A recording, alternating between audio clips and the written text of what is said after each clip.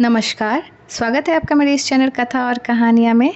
आप सबको नवरात्रि की हार्दिक शुभकामनाएं।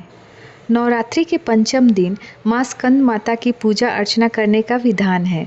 साथ ही इन्हें अत्यंत दयालु माना जाता है। कहते हैं कि देवी दुर्गा का यह स्वरूप मातृत्व को परिभाषित करता है। वहीं प्रेम और ममता की मूर्ति स्कंद माता की पूजा करने से संतान प्राप्ति की मनोकामना पूर्ण होती है। माँ आपके बच्चों को दीर्घायु प्रदान करती है। वहीं देवी भागवत पुराण के अनुसार भोलेनाथ की अर्धांगिनी के रूप में माँ ने स्वामी कार्तिकेय को जन्म दिया था। स्वामी कार्तिकेय का दूसरा नाम स्कंद है, इसीलिए माँ दुर्गा के इस रूप को स्कंद माता कहा गया है। अब आइए जानते हैं माँ स्कंद माता का व्रत कथा। प्राचीन कथा के अनुसार तारकासुर नामक एक राक्षस ब्रह्मा जी को प्रसन्न करने के लिए कठोर तपस्या कर रहा था। उस कठोर तप से ब्रह्मा जी प्रसन्न होकर उसके सामने आए।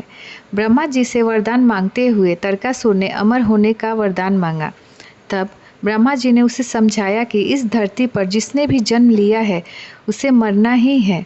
निराश होकर उसने ब्रह्मा जी से कहा कि प्रभु, मुझे ऐसा वर दे कि भगवान शिव के पुत्र के हाथों ही उसकी मृत्यु हो। तारकासुर की ऐसी धारणा थी कि भगवान शिव कभी विवाह नहीं करेंगे, इसीलिए उसकी कभी मृत्यु नहीं होगी। फिर उसने लोगों पर हिंसा करना शुरू कर दी।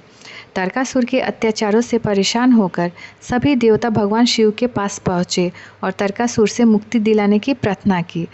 तब शिव जी ने पार्वती जी से विवाह किया और कार्तिकेय के पिता बने। बड़े होने के बाद कार्तिकेय ने तारकासुर का वध किया।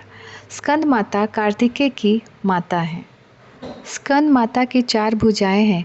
ये दाईं तरफ की ऊपर वाली भुजा से स्कंद को गोद में पकड़े हुए हैं। नीचे वाली भुजा में कमल का पुष्प है।